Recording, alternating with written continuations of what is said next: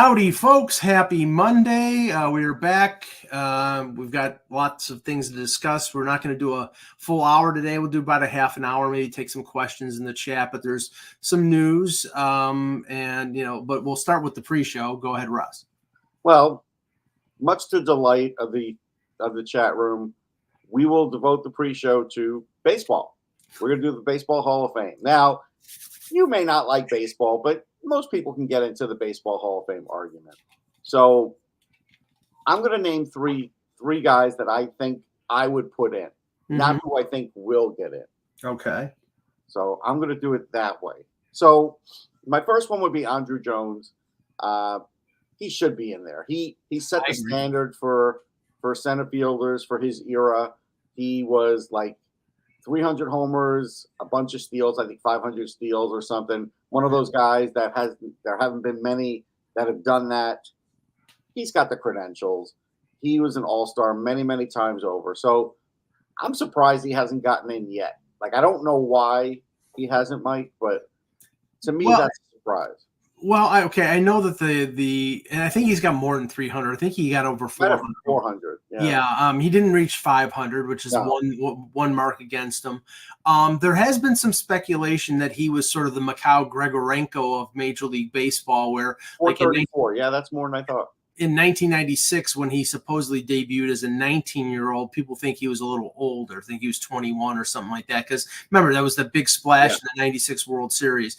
But no, I mean, he's never been any accusations of steroids. He was a premier, I think, I don't know if they had the platinum glove thing back then, but he was a platinum glove center fielder. I mean, he, had incredible range, good power. His average slipped later in his career, didn't walk a ton. But so maybe the analytics people are not as big a fan, but I think he was an excellent ball player for a number of years. So he would get my vote. Okay. So that's one. The one who wouldn't get your vote is Mark Burley. I would put him in because he has pitched great in the postseason. He has a perfect game. I'm not sure if he won a Cy Young. He may not have. Didn't. But he's been in top 10 voting for Cy Young. I know that. Yeah. And a lot of wins. Definitely an ace. And definitely, I think, one of the top American League pitchers of his era. I don't think there's any doubt. Like, if you wanted 200 innings and 13, 14 wins, like Mark Burley was your guy. And so let's see. How many? He ended up with 214 and 160, which is a really good winning percentage.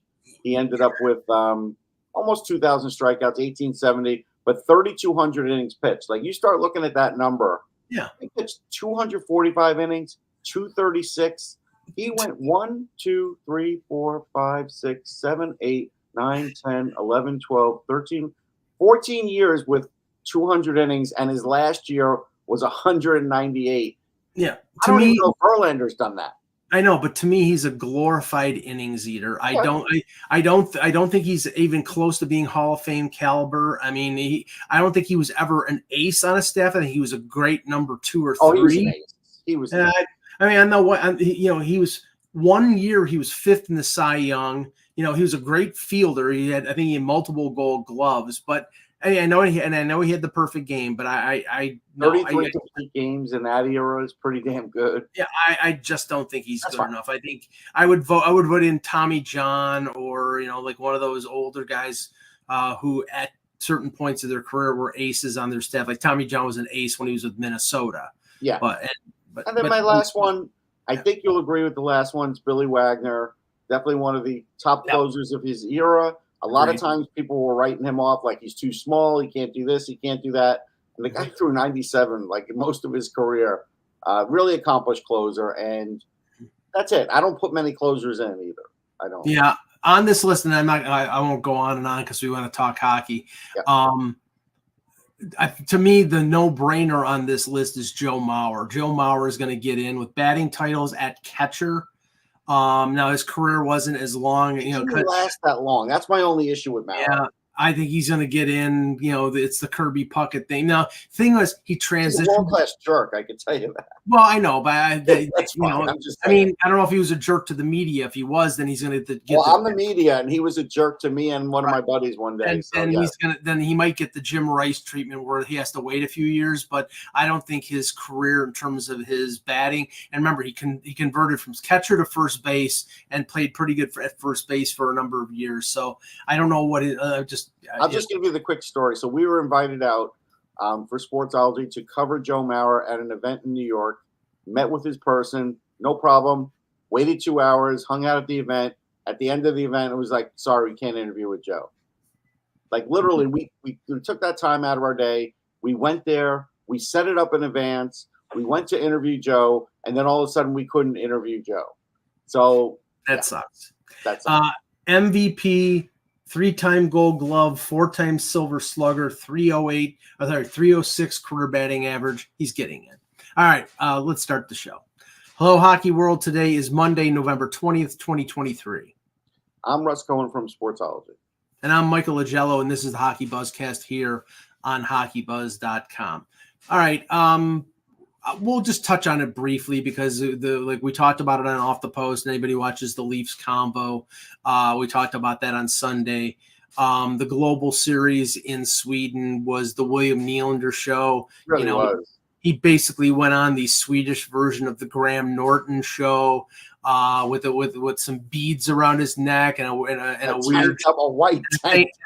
tank top. Right after Labor Day, like come on, man. And he was having a drink and laughing and yucking it up with some woman who looked like Phyllis Diller. And Dame Edna. I think the woman looked like Dame Edna a little bit.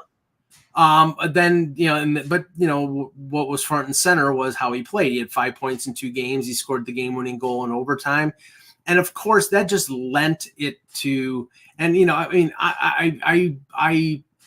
shrink. I hesitate to be critical of fellow media members, but boy, they were just laying it on thick. Mike Johnson and Gord Miller and Kevin Weeks on the NHL Network. It's, oh my God, William Nylander is just the greatest thing since sliced bread. I mean, he's really good, and don't get me wrong, but Jesus, it was just really over the top. But he's not having. I will say this in defense of that, he's having a great year for him. Yes, no question. He's not having an Austin Matthews year though. No, he's having a very good year, and what is gaining the attention of everybody is the consecutive point streak. He's got points in all 17 games. So that I'm not diminishing that accomplishment. He's played really well. He's been a difference maker. He's motivated. He's obviously motivated because his contract is coming up, and I know Pierre LeBrun wrote a piece in The Athletic, and Elliot Friedman talked about it on the Merrick show today and mentioned, he says, the Leafs hoped during the summer to get him on a long-term deal in the 8s or the 9s. And Friedman basically said that's essentially a pipe dream now. And, right. and like I said before the season, they needed to either get him signed or get him traded, because if this happened, he would price them out. And if they do sign him, then it's going to force them to make a decision on another player that they really need to keep. So this is the quandary about that. I will give you credit for that. Yeah, this is the quandary that Brad Treliving has, and right now history is repeating itself when it came to Johnny Gaudreau having an MVP type season in Calgary, and then him walking away in free agency, going to Columbus on a 7-year deal. And right now, we'll talk about Columbus in a minute, but I mean, again, I don't think realistically that he's going to be traded during the season because he's having such a good year. But if it gets to the point in negotiations where they're going down the same road that Gaudreau went, and Gaudreau was represented by Louis Gross and Michael Nylander, if they go down that same road and they say, well, we'll talk about it after the season, I have to trade him.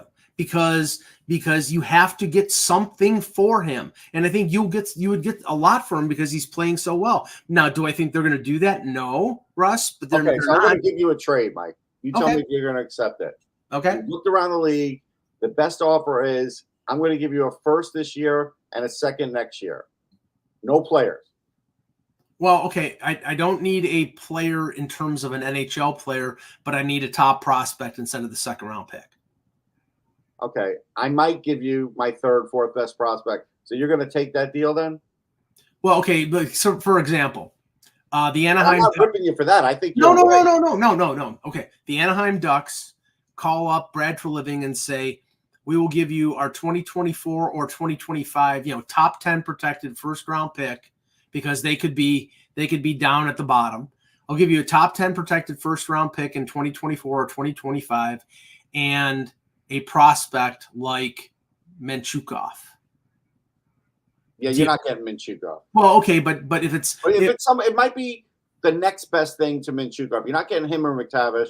Deal. You might get that third guy. Oh, you're not getting McTavish. You're not getting Leo Carlson. Right. You're not getting Drysdale. You might not get Manchukov. But if you're talking about one of their top 4 or 5 prospects and a first round pick, yeah, deal, because that's more than you're going to get. You're going to get nothing when he walks. So, but now here's the other part of it.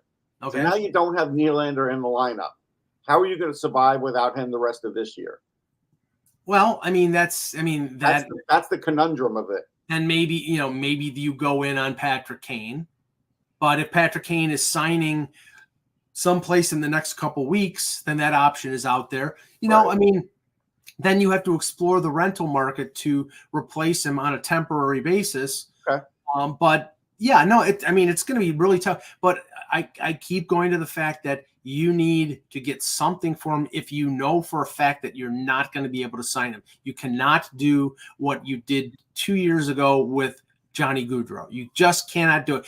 It's irresponsibility if you do that. Now, the thing is, the rumors are out there, well, they're going to pay him.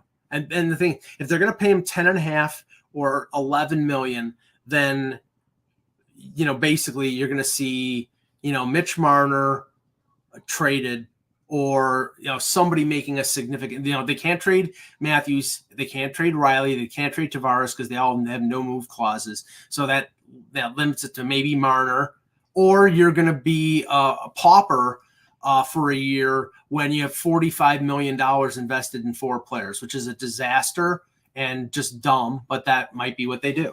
So here's the thing. Okay. So why does a person bother to impersonate David Pagnotta to say that Kane signed with the Islanders, and it's not the only news that they'll be announcing today? And 5,000 people, Mike, looked at it. And it's like, look, I get it. David Pagnotta is a good-looking guy. No denying that. But as far as other reasons to impersonate him, like, get a life, man. Like, well, seriously.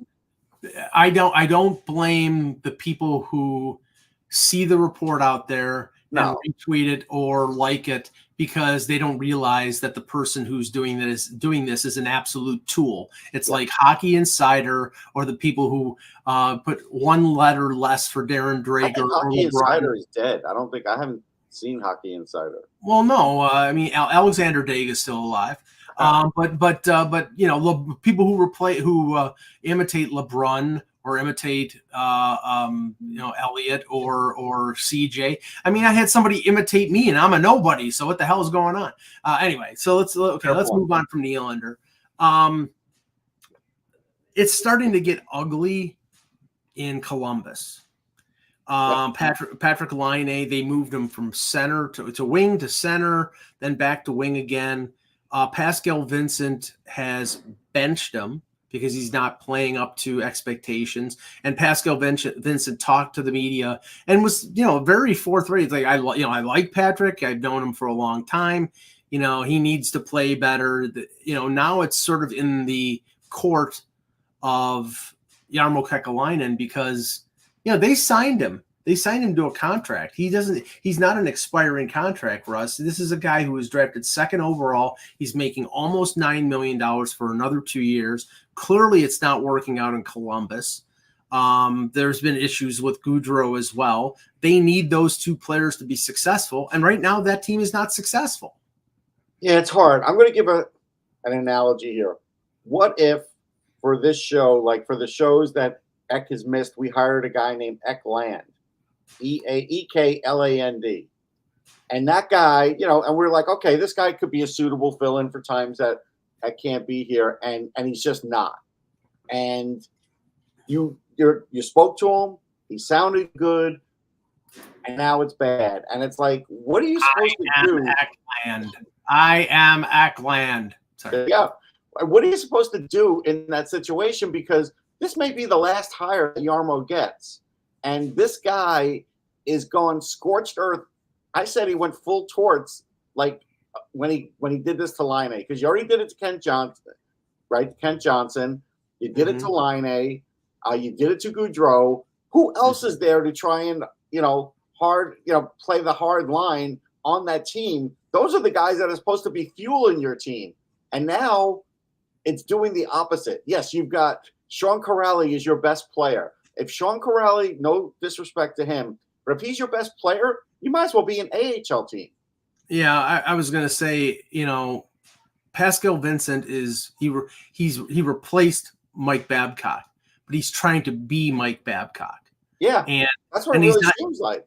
Yeah, and he's not. He didn't win a Stanley Cup. He didn't win 2 Olympic gold medals. He's not an a-hole like Mike Babcock is.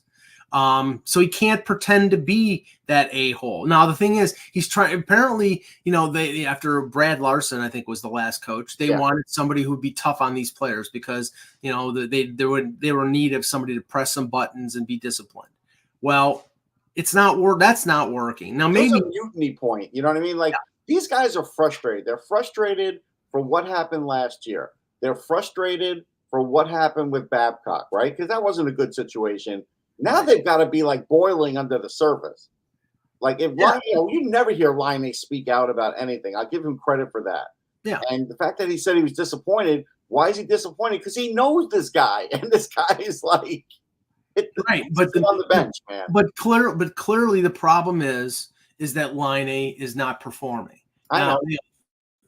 And that's the thing. I think, had he been performing at the level that they expected him to perform at, then everything would be fine, but he's not. I'm just looking up what he's done so far. He's got 2 goals in 9 games. Remember, this is the guy who was being floated out there in 2016 when the draft was in Buffalo. Well, the Leafs might take Line A over Austin Matthews. I'll tell you right now, there wasn't a chance in hell they were taking Line A over Austin Matthews. No way. That doesn't zero.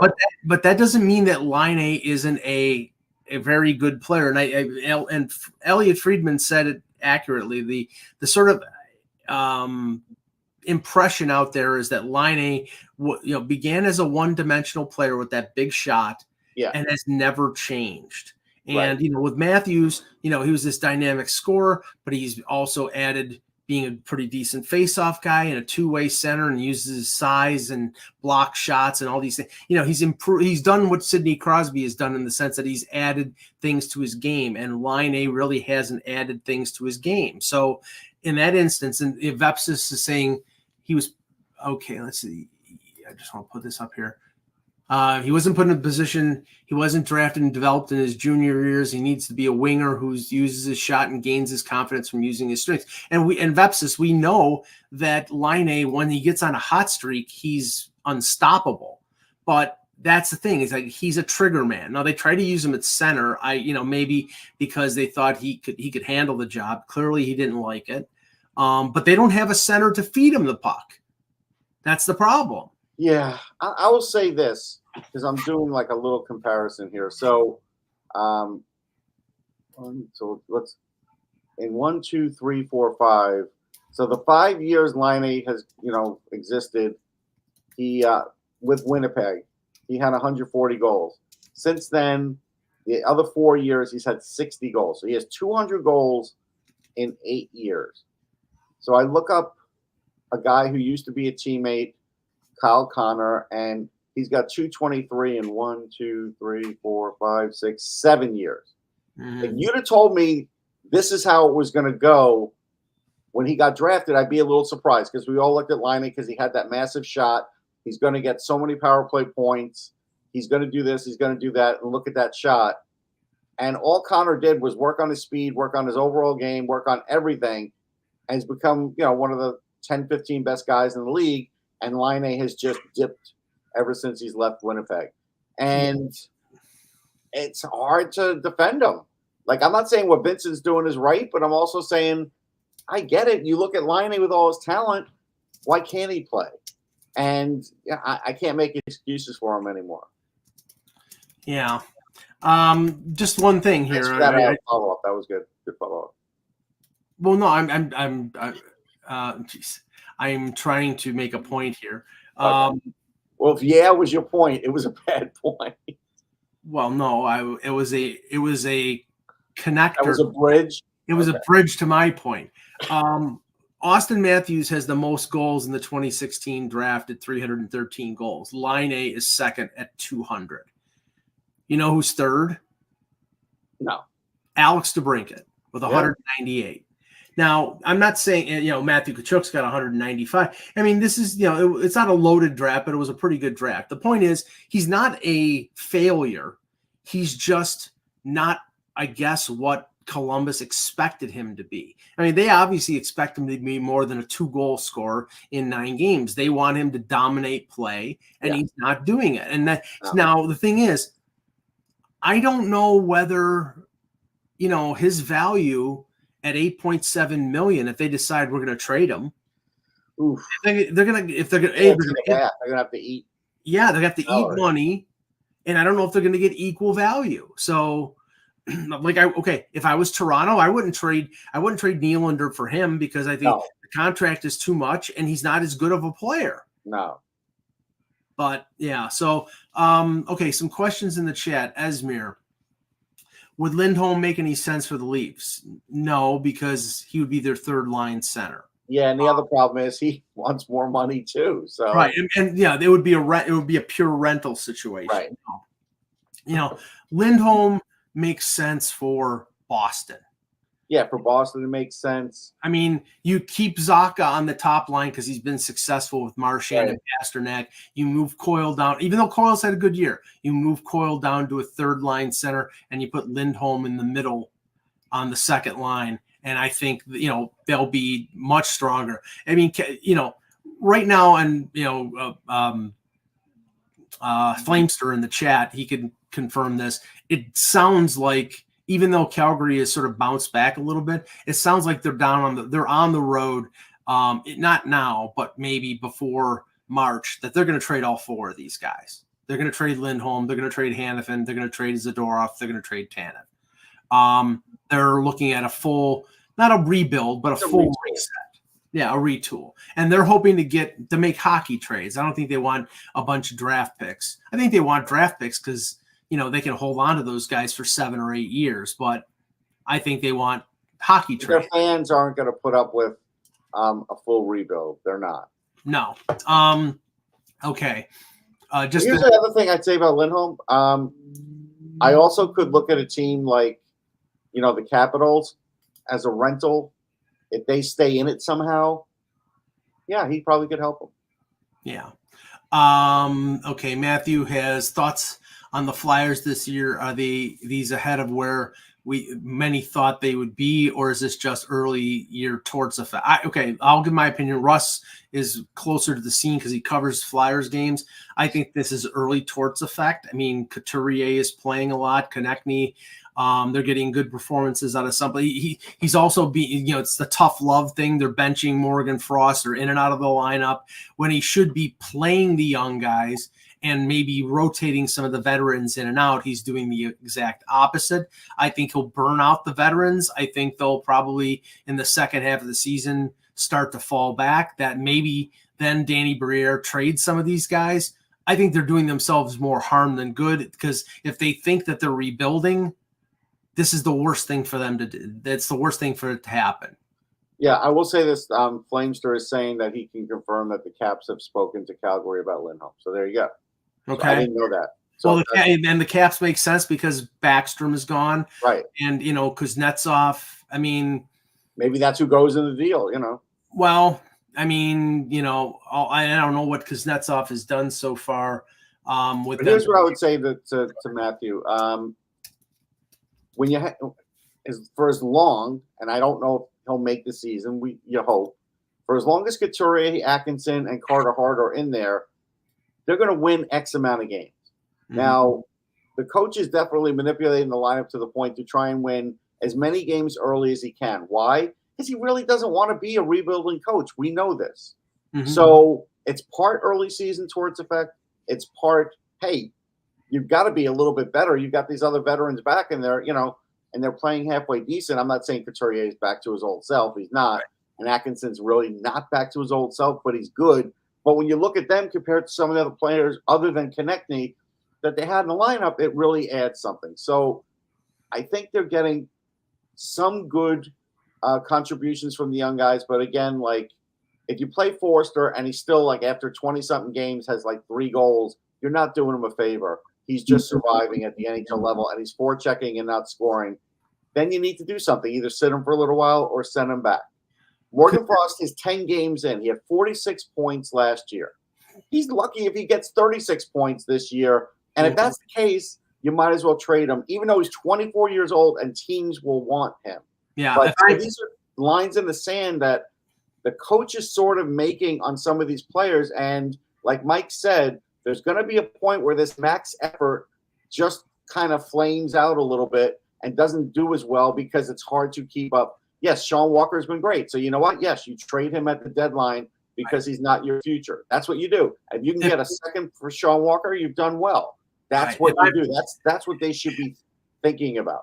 If I'm Darren Ferris, I call up Briere and say trade Morgan Frost wants out of there right now. I haven't heard anything like that, but if I was Morgan Frost after signing a contract and then it's ridiculous that they're doing that. So, but that's he can't keep up this pace. Sorry to answer Randy. He can't keep up the pace and he'll be their biggest guy they could trade the deadline unless they decide they're trading Carter Hart because they can't negotiate a deal with him. You never know about that either.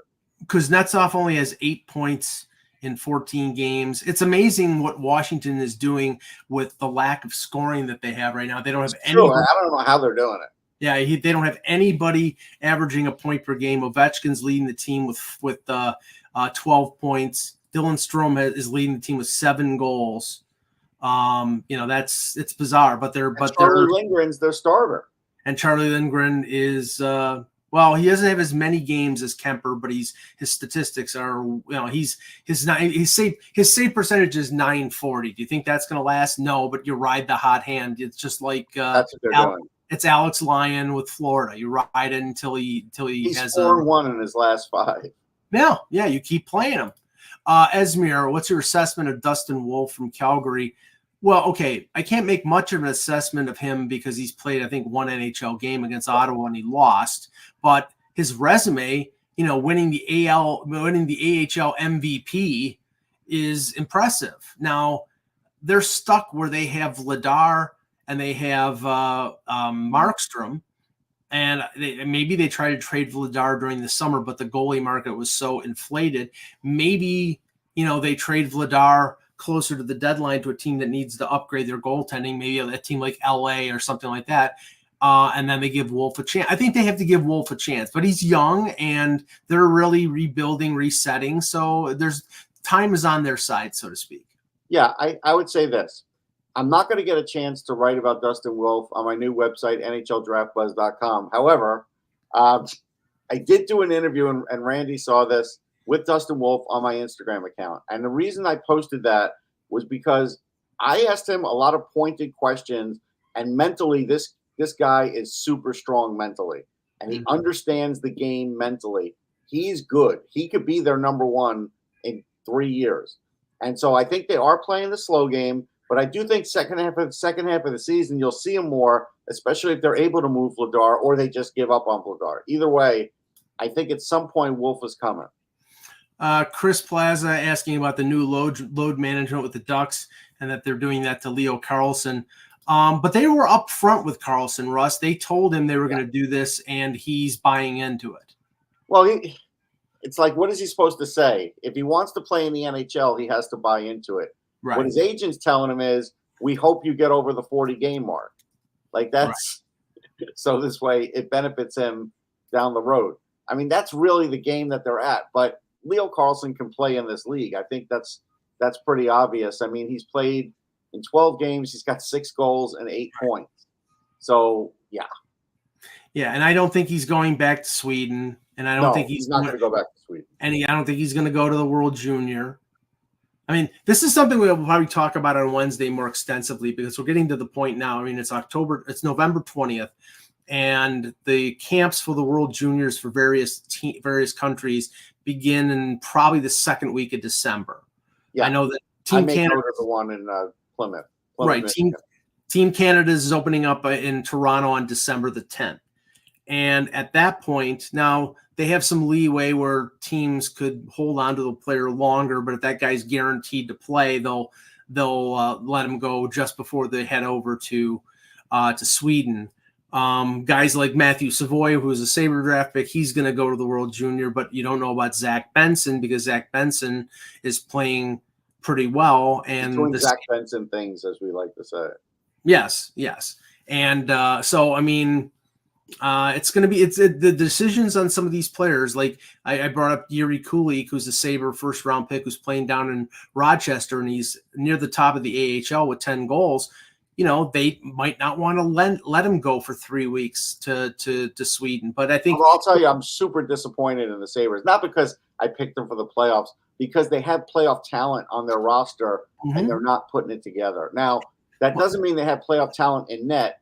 I basically was looking for just NHL average goaltending, and they're not even getting that. Well, okay. I think they have playoff talent, but they didn't make the right moves in the summer to accentuate that playoff talent. They didn't want to trade their bevy of prospects to add a defenseman. Right. There was talk about them being in on Hanifin. There was talk about them being in on Pesci. They didn't go that way. They signed Eric Johnson, who's a good veteran guy, and Connor Clifton, who's a bottom pairing guy.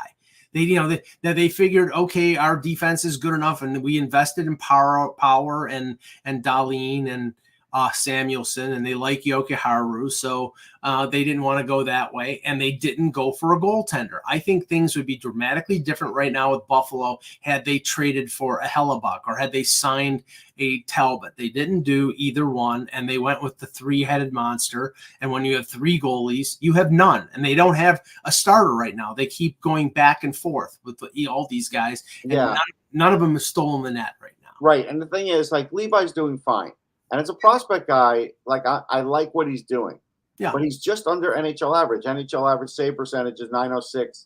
He's .905. Right. And that's not going to get you in the playoffs. And I'm not trying to be critical of Levi. I'm just saying this is probably what Mike and I expected of Levi and knew that it would be asking too much to really have him be the leader and lead you into the playoffs. He's a 21-year-old kid coming out of NCAA. There are not many examples of, Jeremy Swayman came out of the NCAA. He was a year or two older. I think he was 22. Levi came in at 20 and played 7 games, and they decided this is our goalie of the future. Now, they think they provided support for him with Luukkonen and Comrie, but he played the first 4 games and then had problems and then had an injury issue and then came back and had 1 good game, 1 bad game. My point is this, and I'm going to be radical here. If I'm Buffalo, I would send Levi down to Rochester because right now you've played Comrie in the previous game against Winnipeg. You played Luukkonen against Chicago. If he's not part of the rotation, if you're going to rotate 3 goalies, rotate 2 and give him consistent work with the Amherst. But will they do that? I don't think they'll do that because I don't think they want to admit that they made a mistake. I got one more thing, and I see the Hockey News put this in. I do think that Dean Evison is in a little bit of trouble with Minnesota. Yeah. Well, Guerin apparently read the riot act to Minnesota after the global series. So just to touch on this one before we end, Terry 3G, as soon as the Leafs touch down, which I think they already did, or later, do they make a deal for at least one defenseman with Timmins and Liljegren to return eventually? Well, Timmins is close, I think probably in a couple weeks. He's going to step right in the lineup because he's a right-hand shot. That means Simon Benoit steps out of the lineup, which that's addition by subtraction. Liljegren, I don't think you're going to see Liljegren until late December.